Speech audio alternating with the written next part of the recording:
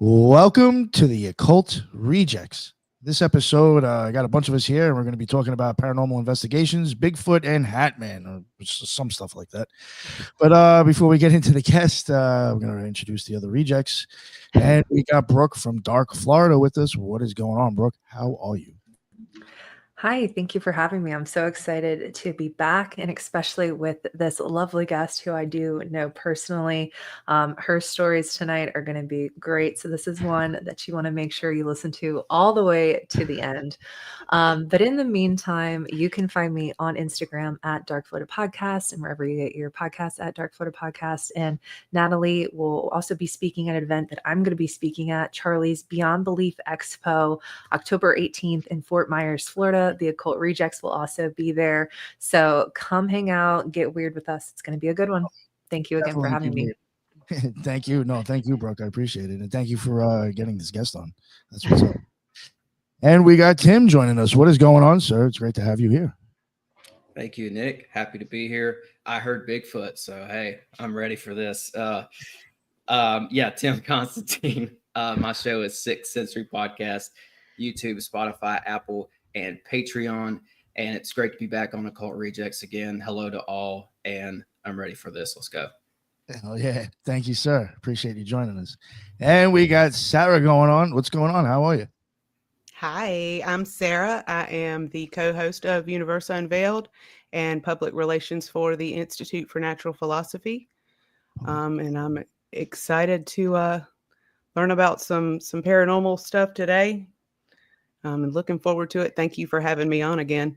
No, of course. No, thank you for joining us. The public relations, is that a new one? No, I've always been public relations. Realized that too. Yeah, I was like, oh, just realized that right now too. I literally just realized, like, what public are you serious? I was like, hold up. Yeah, it was that first, and then we started the podcast. So oh, nice. Yeah. Awesome. Did I ever deal with you prior in the past? Because I remember Ricardo. Yeah, Ricardo had set me up with somebody one time to help like work on the website. I'm wondering if it was. I don't know. Forget about it. Sorry. I don't think so. Yeah. All right. All right. And now we got Headless Giant. What's going on, Headless? How are you? How you doing, everybody? You can find me on Twitter and on YouTube, also on Instagram. If you have any paranormal stories, I read them on Saturday or on Thursday nights. So send them to the Headless Giant at a podcast at gmail.com, and I will read those for you. And the trialogues, I fell asleep yesterday, but we will get more trialogues done. I know you guys like it, so we'll get that done. It's coming soon, so that's where you can find me. Thank you very much. Hell yeah, thank you. And if you send in any stories, put in your address. I'll send you some free stickers. Make it worth it. All right, there we go. And we got Tyrone. What is going on, sir? Hi, what's up, everybody? Hey, I'm glad to be here. I love these stories, paranormal, cryptids, especially Bigfoot. I love the story about that. So I'm excited to get this started. Everything you can find about me is on my website, rebirthoftheword.com. My best-selling book on Amazon, Journey Through the Origins of History, can be found on Amazon. Thank you very much, sir. I appreciate it.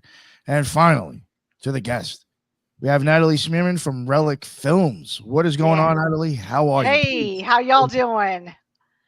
I am so happy to be here. Thank you so much. As with everybody else, you can find me on Facebook and Instagram under Natalie Smearman. And you can also, I work with Relic Films. We're going to be launching a talk show on Channel 12 TV network called Beyond the Ordinary. And I co-host a podcast called Paranormal Among Us every Tuesday night. And I also will be filming with Enigma 911. So we're going to be doing a lot of paranormal, a lot of Bigfoot, a lot of Dogman. We've got all kinds of, I'm hoping to catch a rake. So I'm excited. Nice. Yeah, we need broadcasting seats here for this rake. Very upset. But all right. So, all right, what got you into I guess you bring us up to what got you into even paranormal investigations, Bigfoot and Hatman. Yeah. So my paranormal experience started very, very early, around the age of 3. Started at my grandparents' house. I saw my great grandmother, who had passed away many, many years prior to me even being born. I ran to her and nobody else saw her but me. Throughout the years, I always had, feelings of when spirit was around me, whether it be a good spirit or a negative spirit. I've always had that in or around me, hearing things, certain voices to kind of steer me away from things like, don't do that. And so that was my upbringing. And then when I was about 13 years old, I was going through a really, really hard time. And I was laying in bed. It was the middle of the night. And I woke up and my great grandmother was standing at the foot of my bed, all a white figure, beautiful white figure, glowing. You saw the little bun on the top of her head and her little house dress, and just cute as a button. And she was looking at me, just has a smile and just like, it's okay. You're not alone.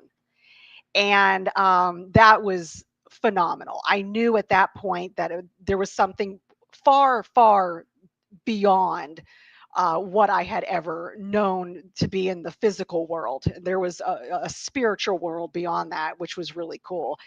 And throughout my life, I've had various experiences with the paranormal, whether it be um, spirits manifesting themselves, spirits touching me, Hat Man, which was not a good experience. I have had dealings with shadow people. Again, not a good experience, but I've learned from those experiences. So, and then that all got me into learning more about the cryptid world, because when you're in the paranormal field long enough, you realize that there is a bridge from the paranormal over to the cryptid world. Sure. And so then you've got, your orbs, your Bigfoot, your dog man, you've got the rakes, and then you've got Chupacabra. beyond that the aliens. So yeah, I'm dabbling in everything because it's very much all connected. I think it is actually. I think it's all connected to the occult sciences as well. So- It's incredible, and there are so many levels to it and layers, and people, like us, going out and investigating and bringing forth truth and information to folks via a podcast or a talk show or a conference, or just talking amongst one another and just really supporting one another. So it's such a cool vibe. Nice. Sorry, I'm laughing at that. We kind of just glanced over the whole rake thing. I am going to get back to it. But I did want to ask you, and I'll just be honest because it's of my own ignorance. It was mentioned a little bit, I think, recently on the show. What's the deal of the story with Hat Man? I actually don't know much about Yeah. So I'll tell you my story, and then I'll tell you beyond that what I have learned. So my son, who again, very much like me, started seeing spirits at a very young age. Mine have always been mostly good, some negativity, but nothing ever that lasted. Well, he came to me when he was about 8, 9 years old, going, Mom, there's a dark figure in my room watching me. He has this hat on, this dark hat, and he has no face. And I'm going, and I had known from studying what that was. And I'm like, okay, we have to get rid of this. So I started to sage, bless the house, like, you're not welcome here. And every time I did that, he stayed away for a few months, and he would always come back and he would watch my son. My son was the only one that could see him. And he wouldn't come around my daughter. He wouldn't come around me. It was only around my son when either I was downstairs. As soon as I would walk upstairs, he would disappear. So my son was like, Mom, he came back around again. He's watching me. He's watching me. He was in the bathroom. He was in my bedroom. He was out, following me. So every time we went through this, like sage, Palo Santo, pray, anointing the house, just, you're not welcome here. But I was always like, just stern, but this is how it is.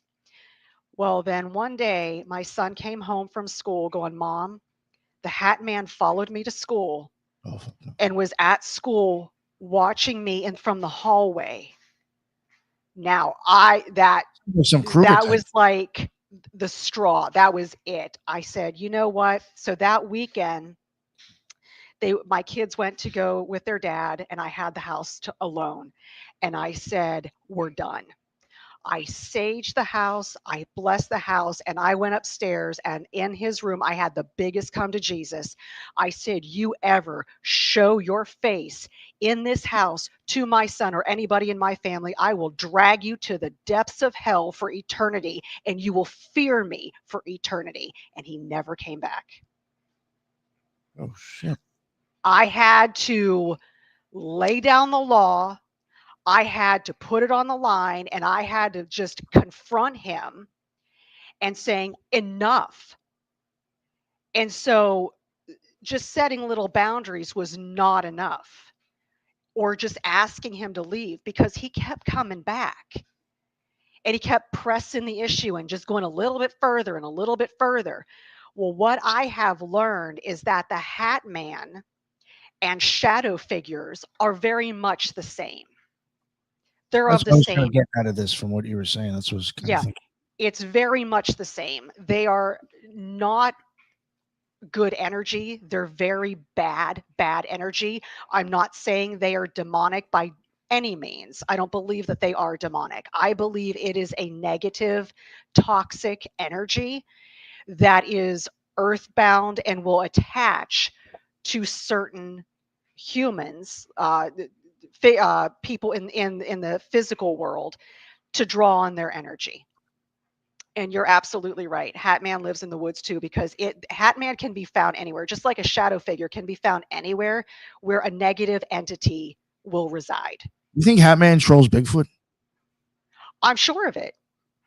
I'm sure, These because other things out in the woods, you wonder if they fuck with each other. Do they know about each other? you know what? I'm sure that they do, because when you're out in the woods and you have a lot of paranormal and cryptid activity, that is pure energy.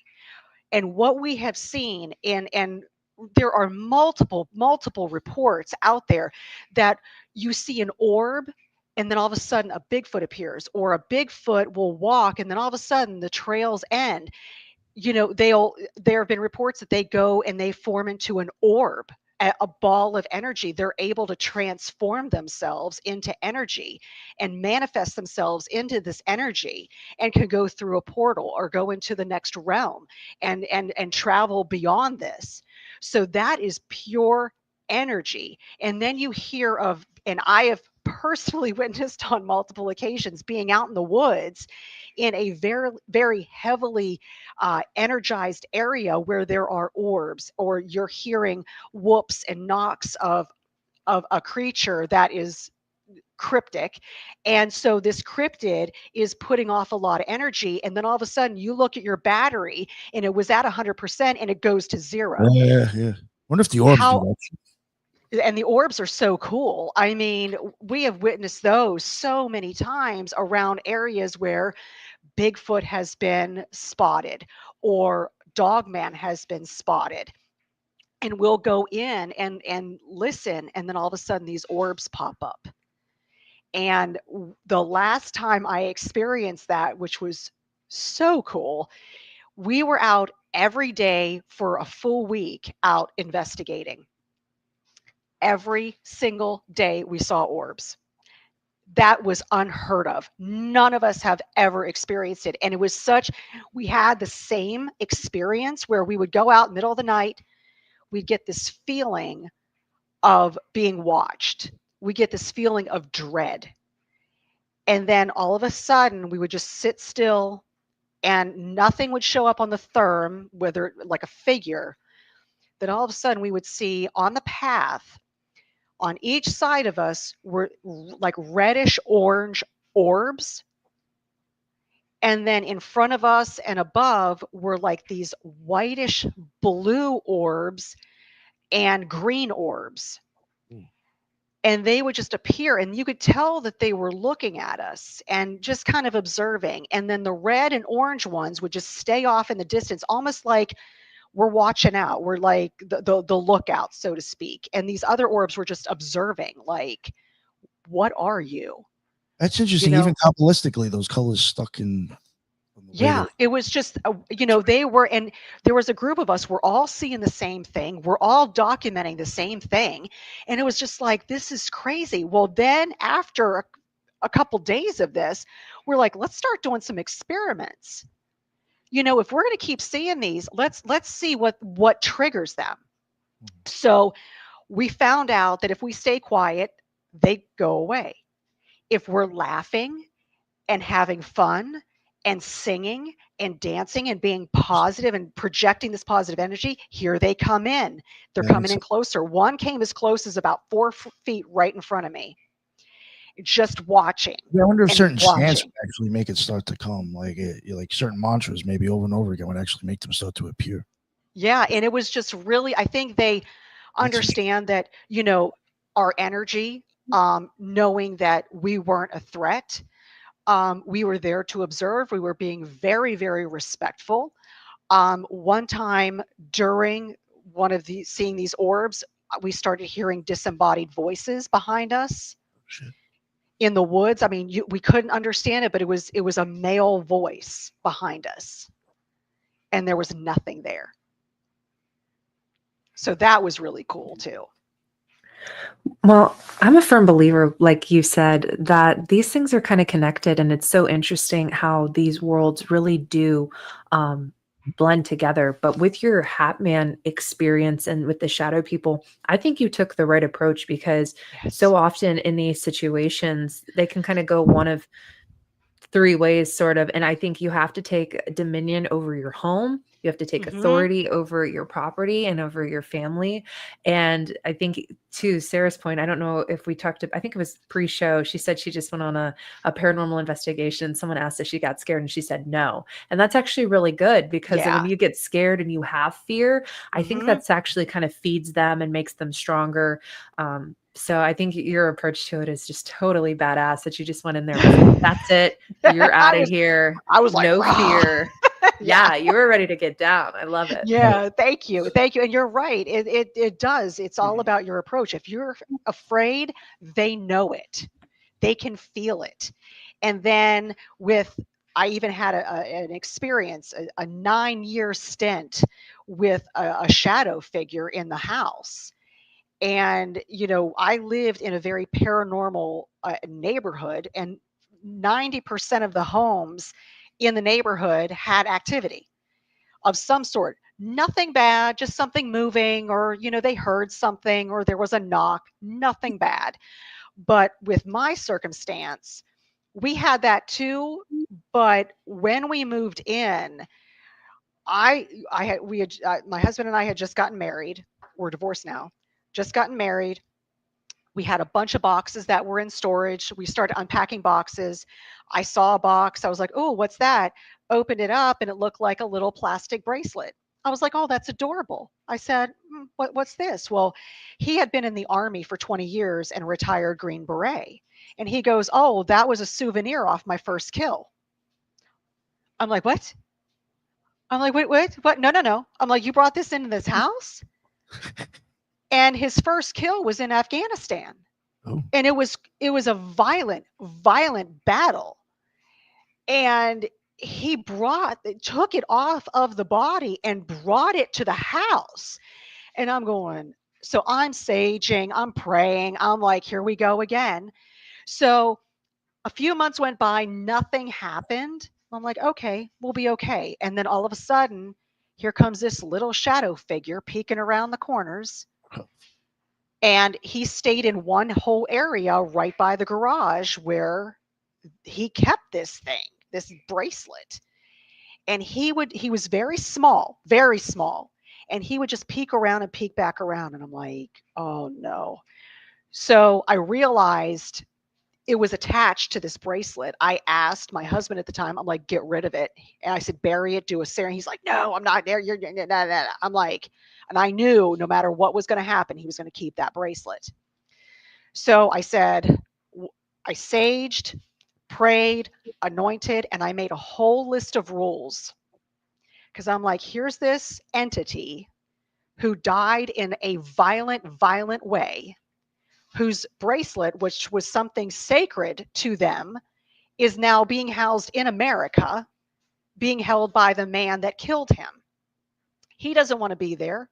I don't want him there. So now we've got to set something up like, what are we going to do? So I saged, I anointed, I prayed, I sat down, I said, listen, you don't want to be here. I don't want you here. But here are the rules. I laid down the law and I said, you cross this line. And I did something very similar to the Hat Man. I said, I will drag you to the depths of hell for eternity. And I said, you will die there screaming in pain.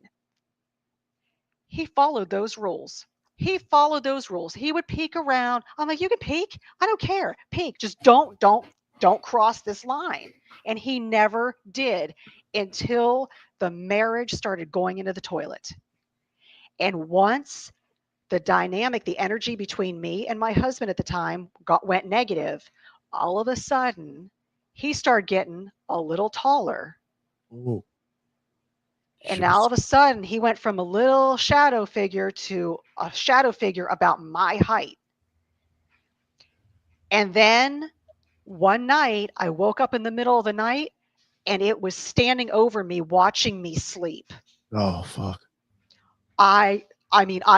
You can imagine, I lost it. I was screaming. I mean, foul language. I mean, it was bad. It was so bad. And so my daughter came running and I'm like, and I didn't want to tell her at the time what was going on. She's a young teenager. And she's like, crazy. are you okay? Are you okay? I'm like, yeah, I'm like, just a dream. I'm white as a ghost, sweating. Next day, I was like, you clearly crossed the line. Now it's on. So it hid from me for a good couple months. It was like, I crossed the line. I'm hiding. I'm not going to do anything. And it didn't do a thing. Then the marriage went really, really bad. I moved upstairs. It never went upstairs.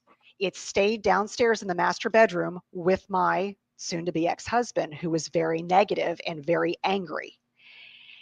So my son one night went to the bathroom downstairs near the master bedroom. My son came out of the bathroom, looked in the master bedroom, and this figure started growling at him.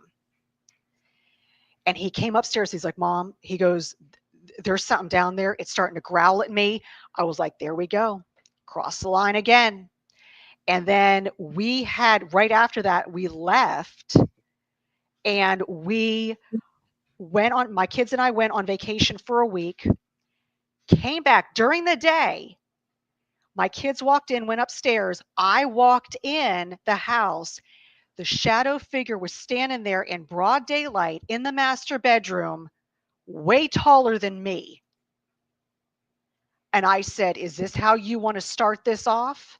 And I bowed up against him and he disappeared. And then right after that, within a few days, my ex moved all of his stuff out and he moved out and the shadow figure was gone. So now he's residing somewhere else.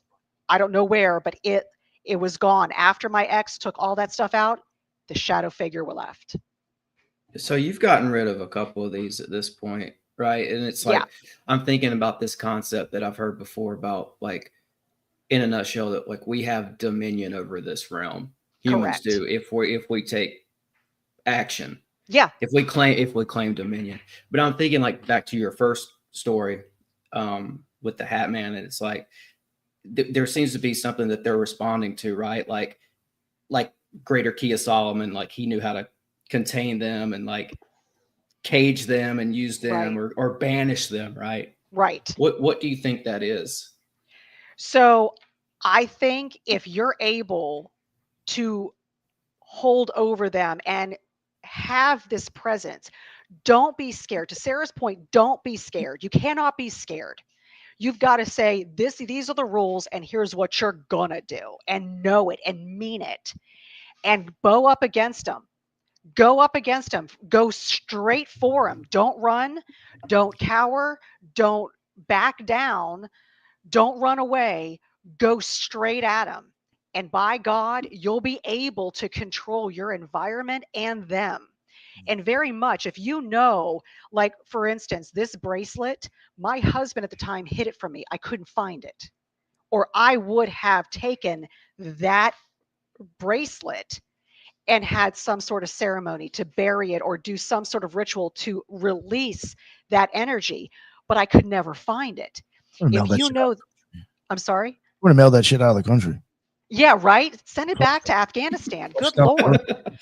You know, and so, you know, if I had that, and to your point, if you were able to control it or harness it, you could know that there is an energy attached to an object, and then you can control that object. So then you're able to know, I've got this object. I'm going to put it an energy around it. I'm going to do something with it and control it.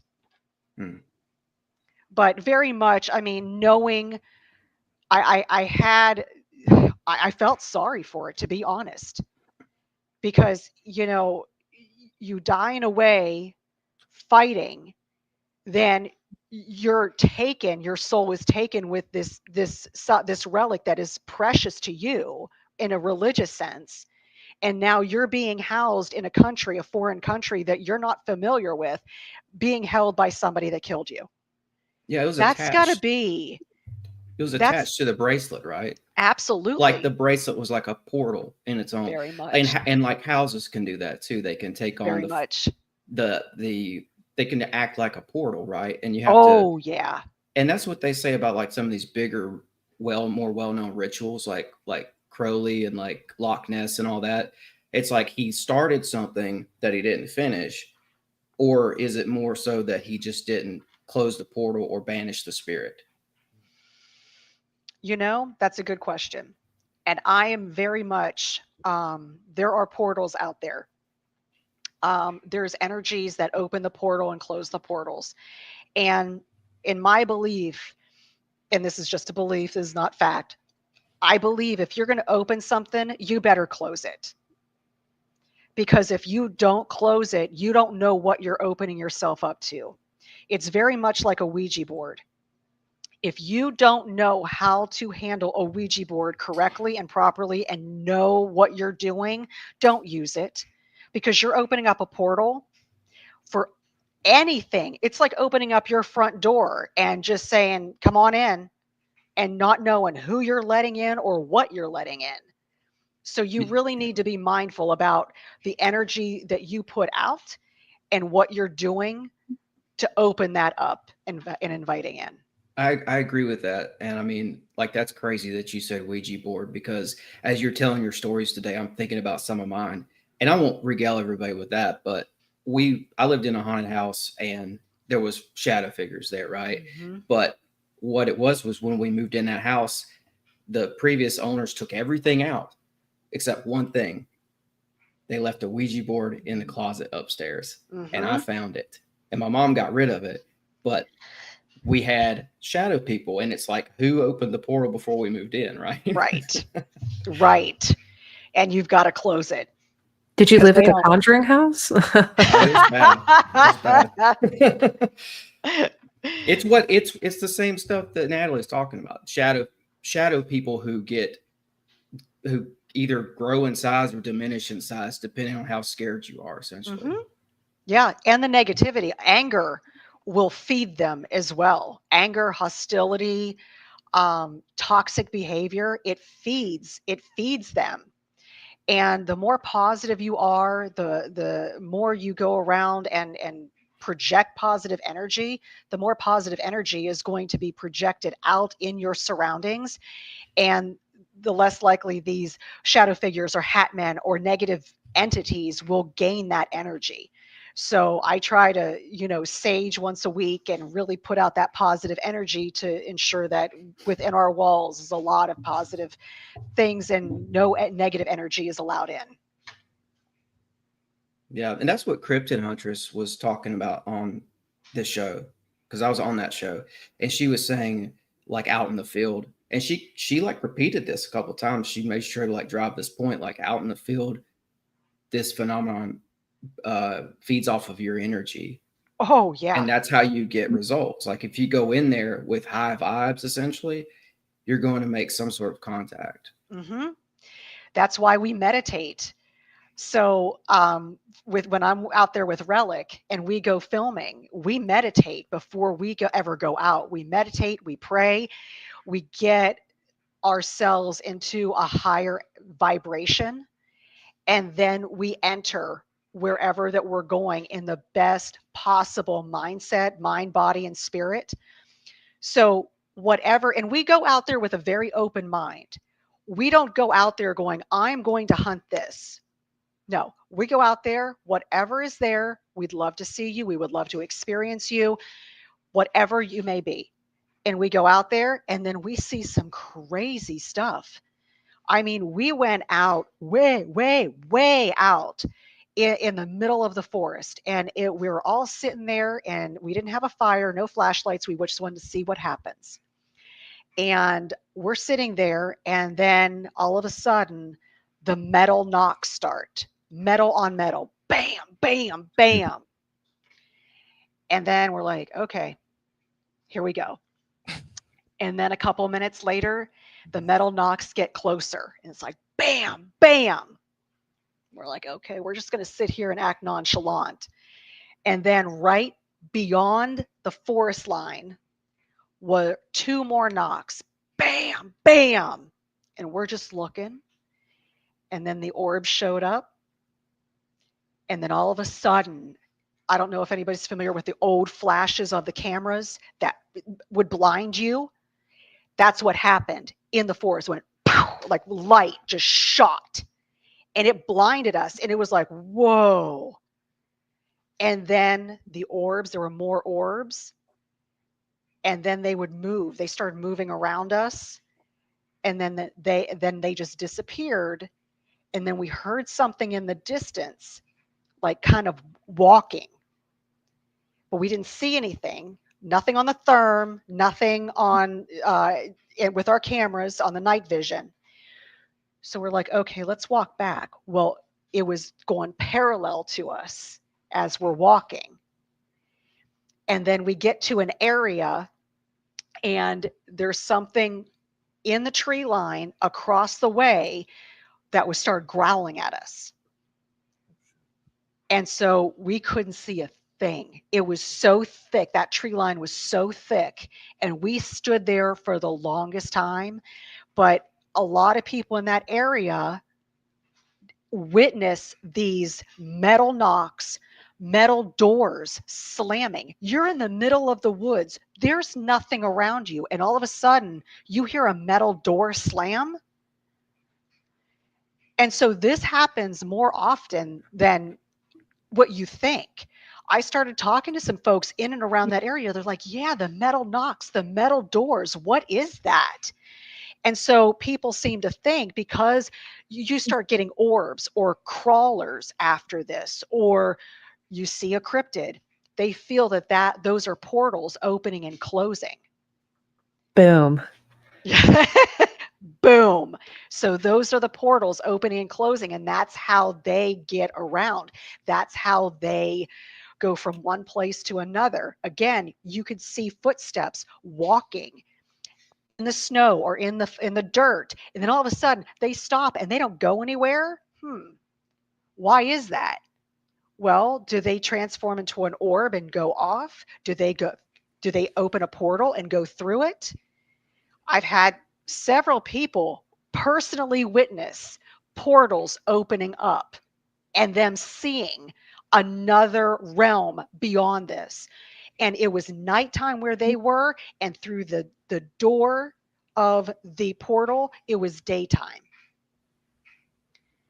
So these things, you just have to go out and experience it. And we're going out more and more often. We have a ton of stuff lined up in the future. I'm so excited about that.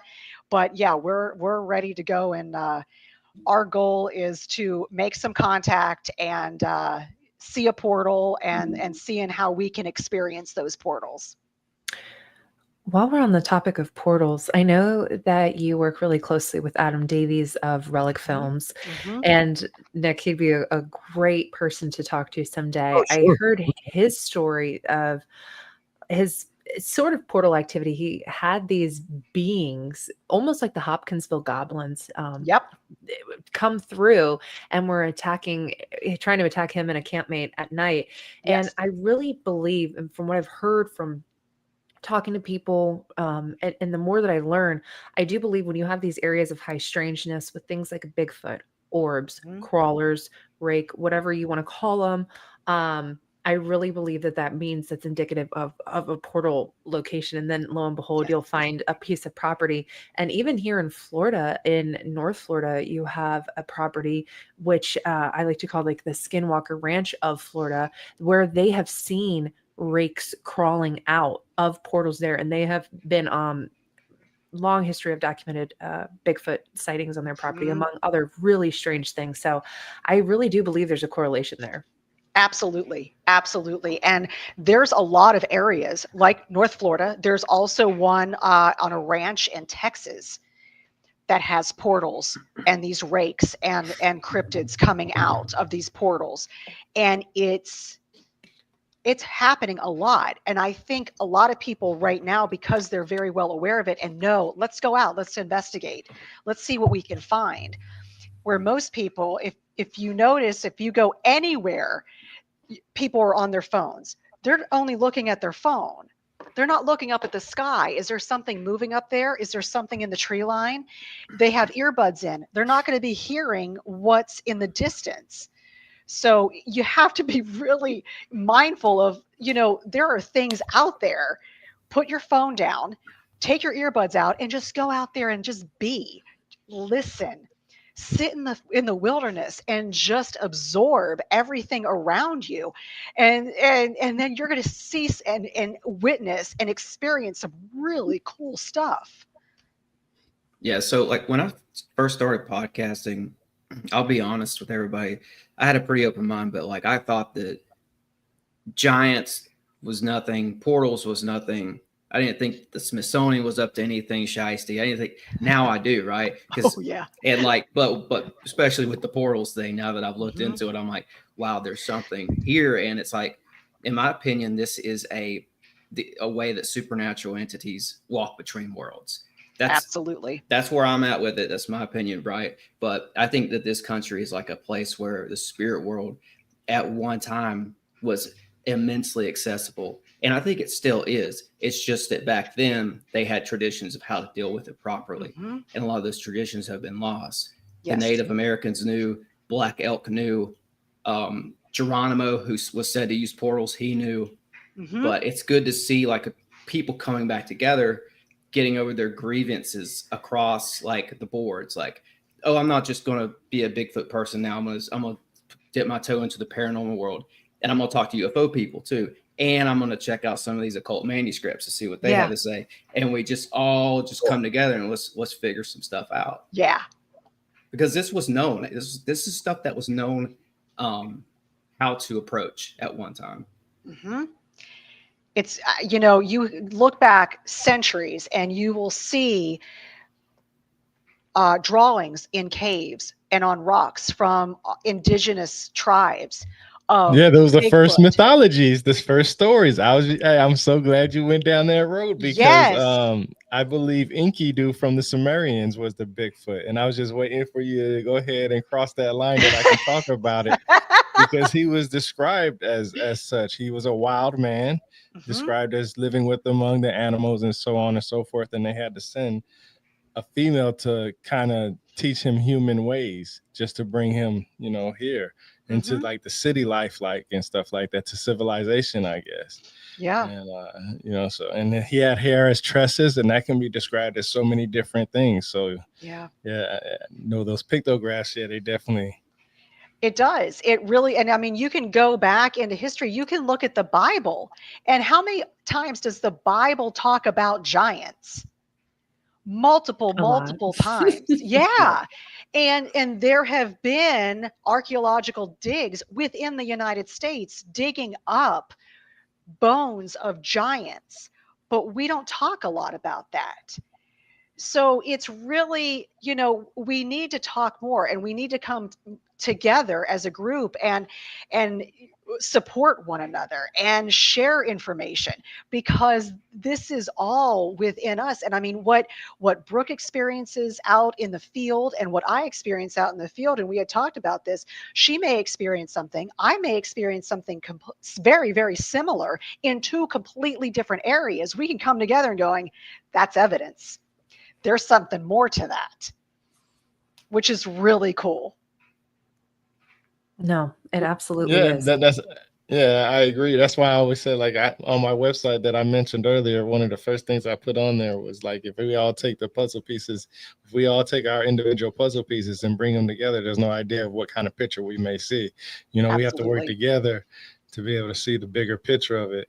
And like me personally, I like to go back to the origins of religion and history and mythologies and stuff like that, because they talk about the basic stories of what we're talking about now. And they depict these individuals as such. Like Enkidu had horns, he had bull-like legs, but on the upper torso, he had like, human arms. And sometimes he had like a human face with horns, and sometimes it was just depicted different ways. But that was letting him know that he was not as a human of what we see as of today, anatomically, Right. that we have to go back to where they had like different species of humans and stuff, and we don't know what they really look like. We just can go off of what some minor bone scans and stuff like that. But there is definitely stories out there that there was some kind of Bigfoot individual out there that was with the animals. So it's obvious that it's been told since the beginning of writing. It was in the stories. Right. So that's what amazes me. Yeah. And also throughout the whole world, we all have, I mean, if you look at it, a lot different countries have different versions of Bigfoot.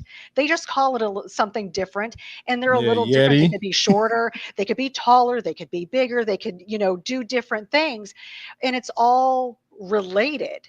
And so there's something to this. We can't just dismiss it. We have to say, what more is there to learn and to study? And that's why I love, forums and groups like this, where we can have a voice and we can reach additional people and say, you know what, just because you're old or you're young or you're male or female or wherever country you live in, go out there and explore. Find out what's out there. Let us know what you see, which is really cool. And like even here in Florida, and Brooke will tell you, there's plenty of activity here in Florida. I was in Ocala a couple months ago. It was about 1:30 in the morning. And I think it's funny. And Brooke, I'm sure you know exactly where this is. There is an Indian mounds, and right across the river is a little tiny postage stamp of land owned by the government. Why? We don't know, because the big range, the military range, is way south of there. But if you go to these Indian mounds and you walk down to the river, you can't cross the river because it's infested with alligators, but you can stand there. And as soon as we walk down, you hear two knocks, a whoop coming from the right, a whoop coming from the left, and a scream. And it was like human alert, there's humans. Everybody, there's humans, be quiet. And so we stood there for the longest time, and we knew that they were there. Nothing was showing up on the therm. Of course, we can't cross because of the alligators and because we would be trespassing. But why was that tiny little postage stamp of land owned by the government and we're not allowed to be on it, and we don't know what's on it?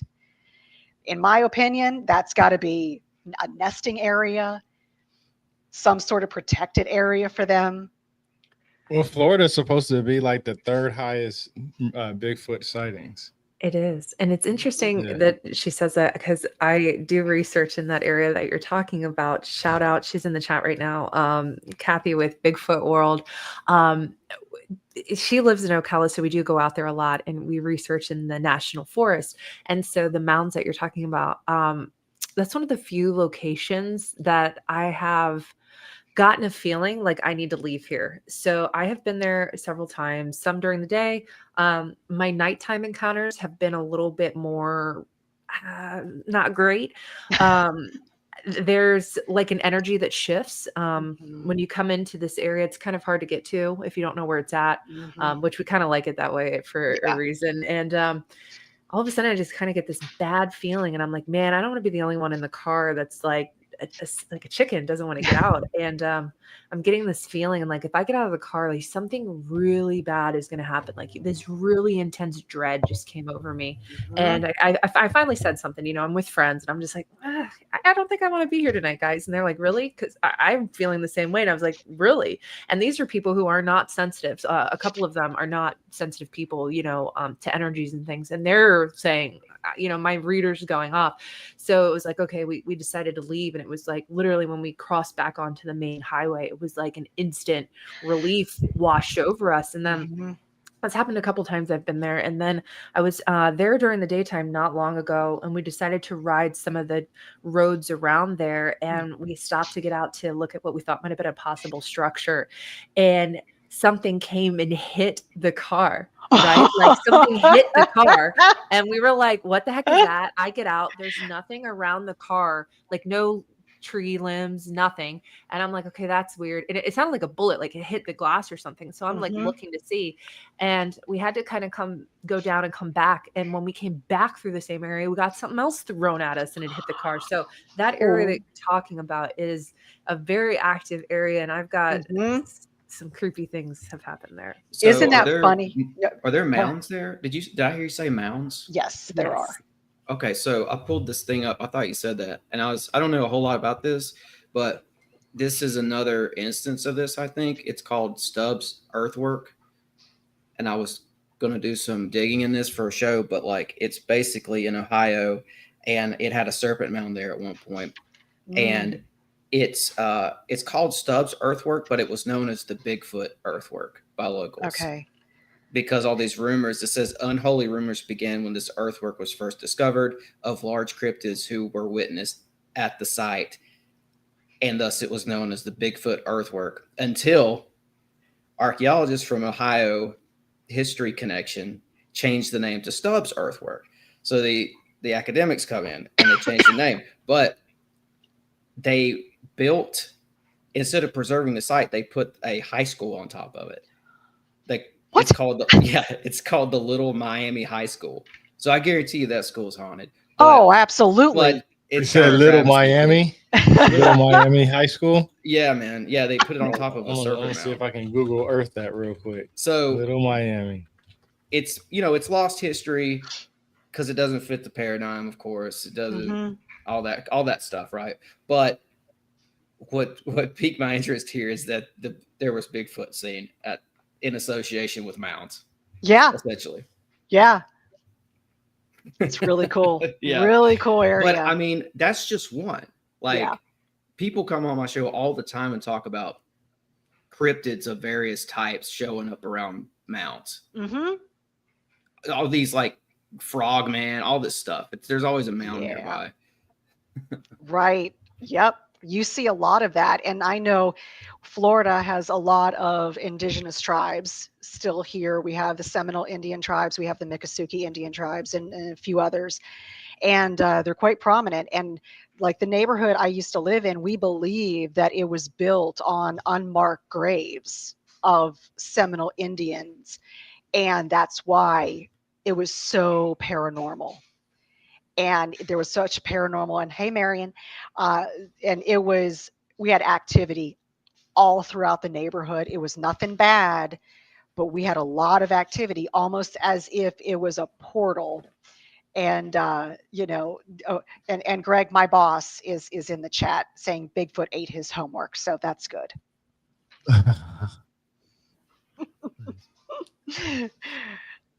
Yeah, Portals it's and stargates. yeah. So I know, like, my daughter, because I always taught my kids, there's a spirit world, and there's things that you have to be respectful of, and it's okay that most of the time they're not harming you, they're just curious. Well, we would see various spirits come through the house, just as like passing through, just saying hello. And I think because the kids and I were always laughing and having fun. It was like, oh, that's a nice house. Well, every once in a while, we would have the spirit of a child come through. And one time there was a little boy that would hang out in my daughter's room at night for a couple of hours, and he would just sit there and just be very kind and sweet, and then he would just disappear. And that happened like for a few days, and then he just moved on. But she was like, oh, here he is again. So, and then you have the paranormal activity out in the field as well, very much. And again, it goes along with the cryptid sightings.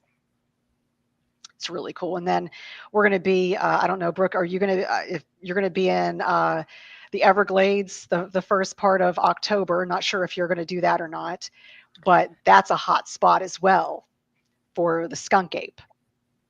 I won't be at that one, but I'll definitely see you in Fort Myers. Yes, see you in Fort Myers. But yeah, the skunk apes, I've never seen a skunk ape, but I did have a really cool experience down in the Everglades.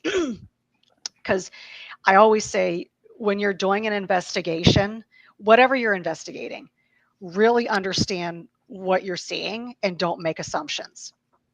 Really understand, because I mean, you can go into what's considered a haunted house and there's bad energy in this one room, and then you could realize it's bad wiring in the ceiling causing effects to happen and even affect your mind if this old wiring is bad.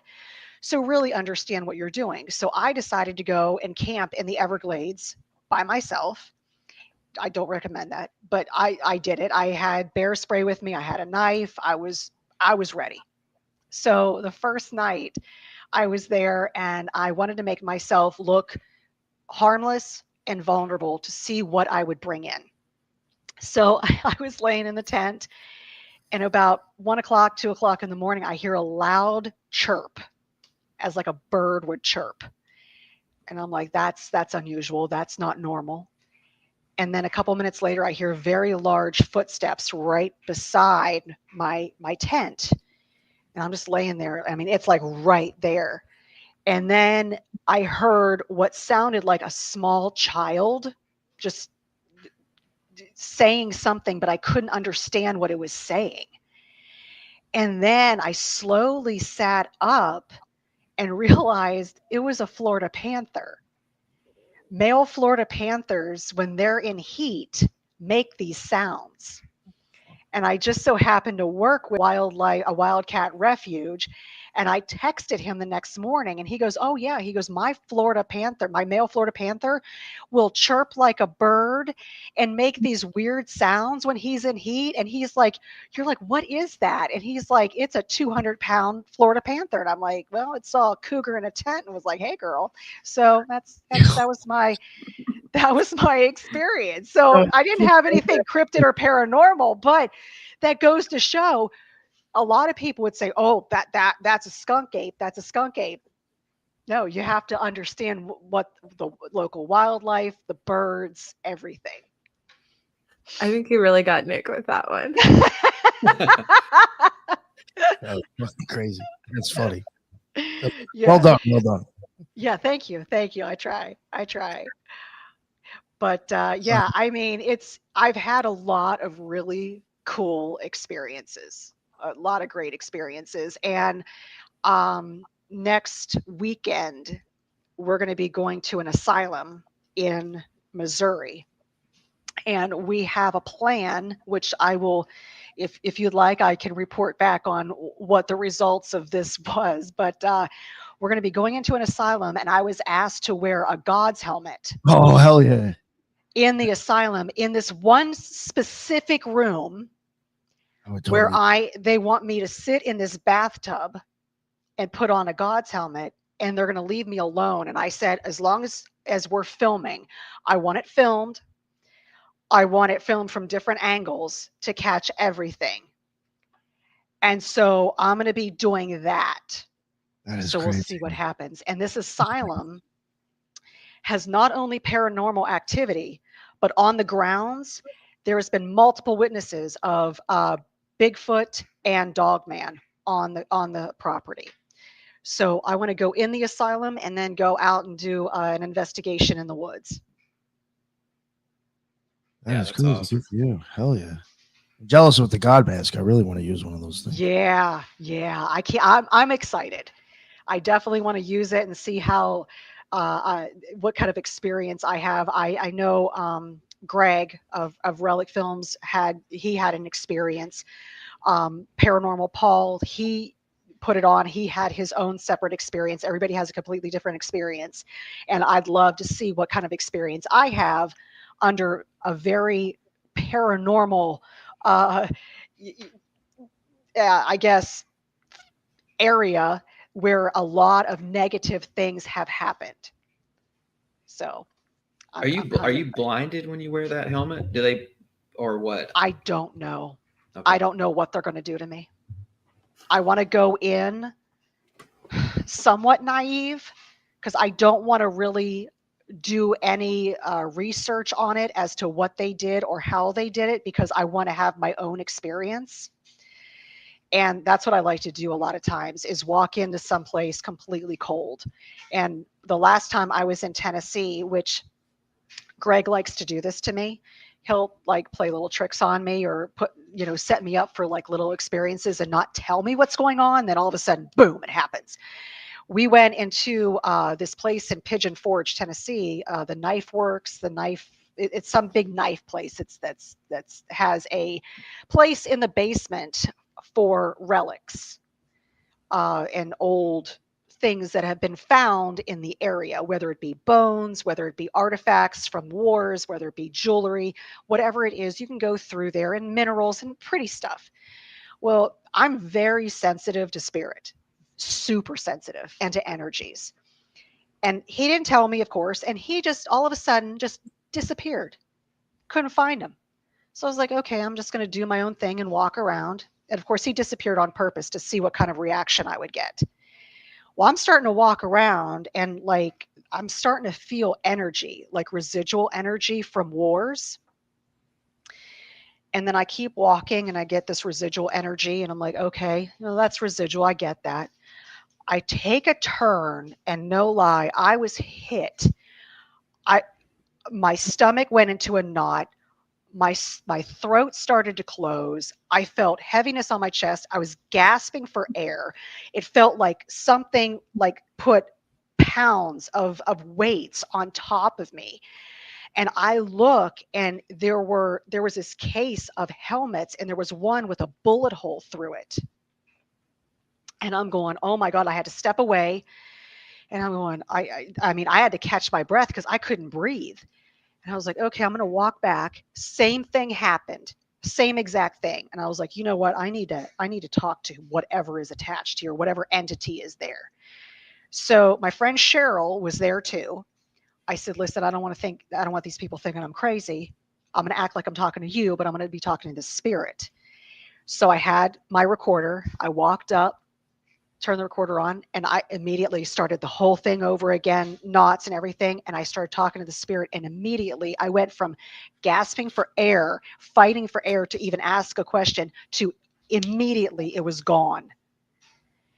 And so there was some sort of attachment to this helmet with the bullet hole in it. And it was still lingering around, not realizing that I could feel it. I could feel its presence there. And once I started talking and I acknowledged it was there, it got scared and was like, whoa, what's going on? And it backed up. So then here comes Greg around the corner. Yeah, you felt that, yeah, there's an attachment there. He knew. He knew. He just wanted to see my reaction. Yeah, what's the thing where they give you headphones and hook up some sort of a radio and it just goes through all the different stations and like you hear words? What is that? That's the Estes method. Okay. And can you do that and a God helmet? No, you don't want to do that at the same time. Okay. So the God helmet has like this low magnetic waves that affect the temporal part of your brain. Where the Estes method, you want to remove your sight and you want to remove the sound, and then you put the earphones on and it's going through radio stations and you pick up voices from the spirit world, they will, you can hear certain words, and sometimes you can hear it and sometimes you can't. Now you can also do something similar with a ghost box without the earphones, but everybody's hearing it. And we've done that before. And in fact, Greg and I went with Paranormal 411 to I was going to ask you about some stuff with this, actually. Yeah. Oh, Yeah, go ahead. No, sorry. Go ahead. Actually, Okay. Go ahead. So we went to this abandoned church in Cades Cove, and we had a ghost box there. And I had, Paranormal 411 has a lot of their own equipment, and they have everything, all the bells and whistles. They have it. So they had this ghost box there, and they set it down. And Greg and I had been there before, and I had asked them, I said, hi, my name's Natalie. I was here before. Do you remember me? And you hear over the ghost box, yes. So they remembered me. Then we started talking to them, asking them questions. They were radio silent. They weren't talking. Now I felt a presence in the back of the church, and they weren't talking. They were like, radio silent. So we were like, okay, why don't we just leave them alone with the ghost box going? We're going to go outside because there is a graveyard in the back, and we have equipment to look out there. So we start to go out, we leave the church, we go around, and all of a sudden we hear two voices talking over the ghost box inside the church. And we're like, what? So we go back in, they shut up. We're like, they thought we left. They started talking back and forth and realized we didn't leave. So we set up the recorders, we set up everything, we go back out, and we hear them talking again. So we keep going, and we're out there doing our investigation. And on one piece of equipment that they have, that you could see spirits as stick figures. And we saw two little stick figures by these graves. And we realized that those two graves were of children. And so their spirits were there. And then we saw another one down the way. Well, we started hearing something weird in the church, and it sounded like loud footsteps. But it was like, it just kept going and going and going. We're like, okay, we're going to leave that go, and we're going to keep walking. So I walked ahead of everybody. It was dark. I had no flashlights, and it was very late at night. It was like 11:30 at night. So it was pitch black. And I'm going along, and there's a chain, and I'm holding on to the chain because I can't see a thing. And I hear it from the graveyard, hey. And I turn, and I'm like, hello? And they said something. I couldn't hear what they said, and I'm hoping that they picked it up with the recorder. And then we didn't hear anything else. So we walked back in the church, and this noise is still happening. We get back in there and walk up. Now, this ghost box is a box. It has a battery pack attached. The ghost box has a wire connecting it, hooked in to the battery pack. The hook, the little plug was unplugged, and the battery was pushed away, and my backpack was knocked onto the ground. Oh.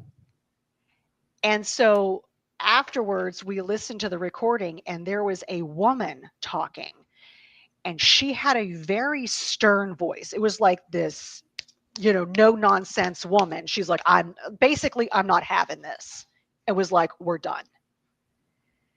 And so she unplugged the box and knocked over my stuff, and that's all she wrote.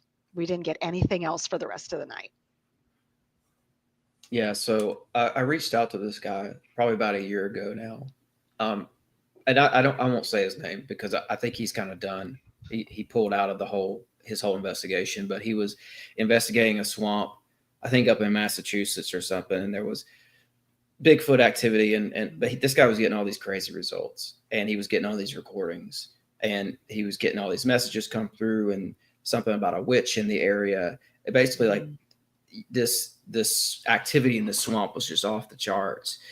And I was trying to get him on my show, and he's like, if I come back and start doing this again, I'll come on your show, but right now I'm done. And basically something about the work following him home, and it just got too Mhm. heavy. So he had Yeah. to pull the plug. And I don't think that he's doing it anymore at all. Yeah. Yeah. You have to be careful. You have to be very mindful. So when you walk in someplace, yes, you can bring something home with you. But if you set the intention and tell them you're not allowed coming home with me at all, you're not allowed, you have to stay where you're at. You can sage, you can bless wherever you're at. And then there are still times where you can bring something home with you. And then you'd have to get a professional to come in and remove it. Yeah. I like that Palo Santo stuff you mentioned Oh, before. I love that stuff. It Yeah. smells nice too. It works. it's so It works nice. for a little bit. Yeah, it does. It really does. And you could also, have the oil, and I have it in a diffuser as well. So it smells so pretty. You know what's good to add sometimes to stuff like that? Rosemary. It's always good to add to like banishing stuff. Yes, rosemary. Sometimes if I go out, I will take a bath in pink Epsom salts, rosemary, and lemon, Yes, and use so that. it will So cleanse the body, cleanse the soul. nice. Something I wanted to ask earlier. Yeah. I got a little bit off it, but I mean, I guess we're still talking about portals in a sense. Mhm. When you had said paranormal 411, I was thinking missing 411. Oh, I ask you about that type of stuff. Where do you think like sometimes those? Well, one, I think those places, since they're all parks, something up with that to begin with. But do you think it's possible that maybe like these sightings or these people disappearing is due to portals, possibly? That's a great question. I think a lot of the disappearances can be many different things. It could be foul play. It could be a cryptid. It could be a wild animal. It could be a portal. It could be a lot of different things. I think that every case is a little different, but I also think that in these parks, there's a lot of cave systems. There is a lot of paranormal activity, and I think there's a lot of opportunity. And so I love the fact that you just asked that question, because Relic Films, we just filmed in March about missing persons, and we have a documentary being released in January called The Vanished, Oh, and it's wow. about 2 missing person cases. I'll definitely check that out too. Awesome. Yeah. Nice. Well, that sounds awesome. Yeah, it's really cool. It's a dark documentary. I'm not going to lie, it's quite dark. So, but it's so cool. It was so much fun and so interesting. This is a real phenomenon as well. And because I just talked to somebody about this the other day who knows about this stretch of trail in a national park where 30 people have gone missing within a year. Yep. They're not talking about it. It's radio silence. But if you know people who work in the park, or you live in the area, or you frequent the area, you know about these 30 people who have just poof vanished. Mm-hmm. Yeah. It's And it's just like that. Are you crazy. able to say which park or which state? I don't remember. I'll message you after. Okay. I'll have to ask him which park it was again. Because we need to go down that trail. Yes, we do. We all do. We all need to go together. Yeah. Tie a rope. We'll send Nick first. Yeah, the entire rope. I like that. That's actually a good idea. We all are roped together and we I'll all do go that. down the trail. There was a missing persons report that I thought was so interesting in Maine, where this woman was hiking, and she was hiking part of the Appalachian Trail, and she was calling her husband periodically. She made friends along the way. Everybody was walking this trail. It was fine. Well, she didn't make it to her next destination. And there were people that passed her along the trail, and she was an older woman, and there was no trace of her.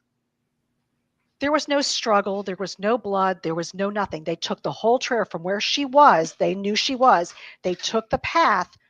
There was nothing. It was as if she vanished in thin air, never to be found again. It was very bizarre. And things like this happen. And it's like, well, what happened to them? Did they see a portal and going, oh, that's cool, and go in it and never come back out? Like, where does this portal go to? Well, that's So- what the FBI guy on the documentary that I watched, the Missing 401 documentary, D'Souza, the ex-FBI guy, he said that the FBI knew about the portals and were studying them. And he said on tape that the interdimensional entities were using the portals. Right. And coming through and snatching people, apparently right off the trail. And that's the government knows so much that they are not sharing. I mean, look at the whole report of UFOs. How long have we been saying UFOs? And they're like, you're crazy, you're crazy. And all of a sudden, the government's like, here's all the UFOs. We've known about this for decades. We've had a whole team on it. How many times are they, did they say, no, it's nothing? And then all of a sudden, yeah, it really is something. How many other files do they have open about all the cryptids? Oh, I did not become a missing person for a while, Greg. That was just me in my room sleeping. So I go was ahead. going to say, I wonder how many of those missing persons the Eisenhower Agreement allegedly could be responsible for. And for those who might not be familiar with that, allegedly after Roswell happened, President Eisenhower, with the help of Valiant Thor, struck up an agreement with these interdimensional beings or aliens that they could abduct a certain amount of Americans every year and do whatever they want. And they were given a set of The rules. Greada Treaty. There you go. Exactly. The Greada Treaty. Okay. So I wonder how many of these disappearances could potentially be related to that because they've been allowed a quota. Mm-hmm. I mean, I'm sure the government knows where, because just like that little patch of land in Florida that's owned by the government for whatever reason, there are patches of land all over the United States owned by the government. And there have been reports of Bigfoot nests, or there's reports of strange activity. Now, all of a sudden, the government owns it and you're not allowed going on to it. They have reports and they've done studies and they have so much information and they are not releasing it. Just like they released the UFOs, at some point in time in the future, they are going to release these files. And we're going to be like, we told y'all. Yeah. I knew it. I knew it. That Eisenhower Treaty thing sounds absolutely bonkers, nuts, but there was a very real incident associated with that lends some sort of credence possibly to it, because if anybody looks up the 1952 Washington D.C. UFO flyover, that really happened. I don't know what it was, but something strange flew over the White House, multiple something strange. And so I just want to sprinkle that in there because, did President Eisenhower make contact with whatever that was and work something out? Mm-hmm. Just saying. Yeah. There's the presidents know, the government knows, other countries, they know as well, but they're just keeping it under wraps because I think if we all knew the truth, we would be shocked as to everything that is happening in this world that we know nothing about. I think the reason they keep a lot of it hidden is because, it's probably their own shit. And then if you understood how it worked, you'd be like, wait, that's possible. Yeah. Time travel, shifting timelines, going into portals, ending up somewhere else. And, understanding what these cryptids are and the abilities that they have. I mean, you've heard of Bigfoot's cloaking and looking at their hair and how the makeup of their hair is and how they can camouflage very, very well, and you won't be able to see them. I was going to ask you about that earlier, actually, about what you thought about all this. Like, does the government know about Bigfoot and everything? Because, I had a really interesting conversation with a ex-Green Beret once here in Nashville. It was like back when I used to drink, I used to go out and drink with this guy. He had all these crazy stories. And like he's one of these bearded dudes that still disappears for a couple months and goes over to the Middle East and does who knows what. Yeah. And gets paid big time for it. Mm-hmm. So he had all these crazy stories, but apparently there's a hierarchy. There's a system in the government that goes up through the Bureau. I'm trying to remember, like parks, the Fish and Game answer to the Bureau of Land Management or something like that. And then it goes up to the, what did he say? The State Department. And like just a couple people in the State Department handle all the Bigfoot cases. And they keep, and the couple people at the top, they've been in government for 40 years. That's how they keep it locked down. These guys just, they die in office, essentially. Well, they're not in office, but they die in that position. And the secrets go with them, and they get somebody else who's been in for 30 years who they can trust. The secrets. Yeah.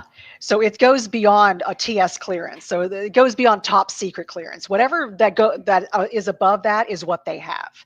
Because they can't have just everybody knowing this information, because then it's going to get leaked. So they want to keep it very, very tight. And they're not telling anybody.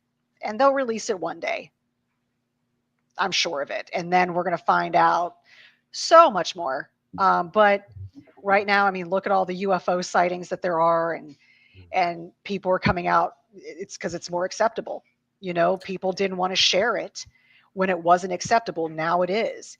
And just like the Bigfoot sightings, or, you know, people go out in the woods and they see something and they're like, oh no, I didn't see that. I didn't see that. And they didn't want to tell anybody because they're embarrassed, or they're going to get made fun of. You know, we need to understand that this is a creature. People have seen it. There's been multiple sightings each year, all throughout the world. You know, we just have to really understand and study it, and again, share information. And I think, to your point, I don't think we'll ever have the day where they do a massive dump. What I think it is kind of like, you know, how they talk about when you boil a frog, how you have to turn the water up slowly, because if you put a frog into a boiling pot, it's going to jump out. I think if they were to truly release everything that they have, it would be mass chaos on a worldwide scale. So I think what they're doing are these little drips and these drops. And I really think that, I mean, I was just watching the game the other day, and there was a Bigfoot Verizon commercial. I don't know if you guys have seen that one, but there's literally a Verizon cell phone commercial saying, like, you can use your iPhone to Bigfoot, like, edited himself out of the photo so he wouldn't be seen. And they're pushing it more and more mainstream. And I think it is that soft disclosure, because if they let it all out all at once, it would be mass chaos. So I think that they're doing these very intentional and strategic drops of information. Yeah, I think so. Exactly. Because if we did hear everything all at once, I think there would be chaos. You know, it would be so bad and nobody could handle it. It's like, we've been, what's happening in that mountain? What's happening in the sea? Who's living under the, you know, what's going on? And there's a lot more to it. Yeah. Cause those little, like if you're on the highway and you're on a road trip and you drive by those little state patrol stations, like the state patrol officers have a pamphlet of what to do and who to call if somebody has a Bigfoot incident or a UFO incident. And I think it goes back to this hierarchy that this guy was telling me about. And now that I'm thinking about it, it was not the State Department. I think he said it went up to Homeland is who it was. It's funny because somebody took a picture, and I'm sure that it's been passed around. It's a Bigfoot, and it's a sign in, I believe, a park in Utah. And it says, you know, Bigfoot lives here. Don't feed the Bigfoot. And it's all the instructions of what not to do. Yeah. And it's like, here's your guide. Just understand this. Stay on the path. Don't go off the path. Oh, yeah. This guy right here who does the missing 411, David Politis. Yes. This is his Bigfoot book called The Hooper Project. And he goes through a bunch on all these states that have laws that deal with Bigfoot. Like more so up in Washington and Oregon and like in those areas where it's just kind of known that it's a thing, right? But there's there's all these instances in here where the state government acknowledges the existence of this creature. Mhm. Well, something really cool. Anybody that loves cruises, in September of 2026, David Pilates is going to partner up with Gather Up Events, and they're going to do an Alaska cruise. So you can go on a cruise to Alaska, do the whole Bigfoot thing, and do the missing 411 piece as well, and like spend a whole week on a cruise with David Pilates and several other speakers. So it's a cool event, but yeah, you get to learn so much more and have one-on-one time with him, which is such a cool experience. I was looking for my book, Tim. I got him to sign it at the Gatlinburg Bigfoot Conference. I flew it there, and he signed my copy of Hoopa Project. Excellent book for anybody who's interested in this stuff. Yeah, I love that you have that book. That's awesome. Great place to start. Since y'all plug it in books, I'm gonna go ahead and plug in my book, Journey Through the Origins of History, on page you know what I'm saying? On page 221, that's where I actually talk about, look at Dick over there laughing. I had to throw it in there. There it is. Books, I had to throw my source in there too. You know what I'm saying? I actually talk about Bigfoot and Enkidu being one and the same, like I was saying earlier, because of the simple fact of the mythologies, the depictions, and so on and so forth. I mean, there are these old mythological stories that talk about this, so it's obviously big. So I just wanted to throw that out there. You know what I'm saying? Mm-hmm. That's so cool. Yeah. Read up. There's a lot of great books out there. I'm really excited about that. And that's actually how I found out about it, was that I was reading so many different books about Bigfoot, and then somebody mentioned in one of their books about Enkidu being a possible Bigfoot. So I looked more into it, and I was like, oh wow, that's actually pretty interesting, because they show the different depictions of Enkidu as possibly of what would be a Bigfoot. And the horns, a lot of people look at horns as something being evil, but that was being what Tim would say, like a hierarchy. That's where you would represent a king or a god or so on and so forth. Moses had the same thing. He was actually the first one that was depicted with horns. That's so cool. Greg goes, what do you think humans were created from? Oh, Greg. Yeah, it was Bigfoot. Working with him is such fun. Did anybody go ahead, Tim? Oh, just as dumb. So that we don't need. I was just thinking about, somebody showed me this thing. It's a old painting on the ceiling of a chapel or something. It's got Bigfoot in it. Oh, cool. Somebody in the chat probably know about it. I forget which painting it was, so I don't want to say, but it's interesting. It's like. You have to look that up. Yeah, I don't think you're crazy, Tim. Thanks. Yeah, no, it was just recently too, and I was like, "Yo, what the fuck is that?" Too. It looks like a hairy person. Anybody have any other questions before we start to wrap it up? No. Oh, yes. Go ahead. When you're on a paranormal investigation, what other kinds of technology do you use? And is there one that's like your favorite, or, does it vary case by case, or? Well, I'll tell you, it varies case by case. Excuse me. The technology is great, but it can also glitch. What I like to do is I like to use my own sense. And I like to walk in and just feel the whole room, because I can feel the presence. I can feel when they're near me, and I can feel if they're good or they're bad. And so that's what I start out with. And then I'll go to a recorder and start asking questions, because, you want to make sure that you can kind of first show them respect to their space and thank them for allowing you to be there. And then just say, I'd love to understand a little bit more about you, and then use a recorder. I think that's my favorite. With the ghost box and the Estes method, you may get other voices in that from radio signals that may be a little jumbled up a little bit. So you may not be getting 100% of what they're saying. Right. A lot of times you can go and get an app on your phone and you can use that. And I've that is seen a those. I wondered yeah, you if there was anything to that. They yeah. are legit. I have experience with them. And my friend uses them, but I also had another individual, and he actually tested it. He ran it at his house all day long for hours. Mhm. Nothing ever came through. He was expecting to get something, like if it's just like a random word generator or something. And Yeah. he tested it a few times at home, didn't get anything, brought it out. We used it in an investigation, and we were having dialogue in the cemetery. And he's like, it's never done this before. Mhm. And we were having like intelligent conversations. So they are legit.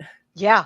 Yeah. And I mean, I think it's a great way to communicate or to understand who you're talking with. So again, just whatever method that you use, test it out, because there are things that will glitch. I would think it's more useful, like in conjunction with other technology too, so that you Correct. could. Gotcha. Yeah. Makes Yeah. sense. And the one really cool thing that happened to me, I was in Massachusetts. I was living in Boston, and it was a very haunted area. And we had so much activity up there. And one day I'm sitting and watching TV, and I felt a hand rest right on my arm, and nobody was there. And I'm going, oh. Nope. I'm Nope. like, okay, all right, you're there. I can hear you. I can feel you. Okay. That's the rule. You can move things around in the background and make all the noise you want, but if you touch me, I'm out. Yeah, that hand, I That's felt the the rule. fingers, I felt everything. I'm like, oh, okay. Yep. Nope. So, Natalie, for people that might make it down to Fort Myers, hey, what would you possibly be talking about at this event? I Oh, mean, I'm going to obviously, be, just little hints here and yep, there. I'm going to be talking about portals. I'm going to be talking about their relation to the cryptid world, to the paranormal world, and everything in between. And we're going to talk about the reasoning behind portals and the science behind it, as well as the theories behind it. That's awesome.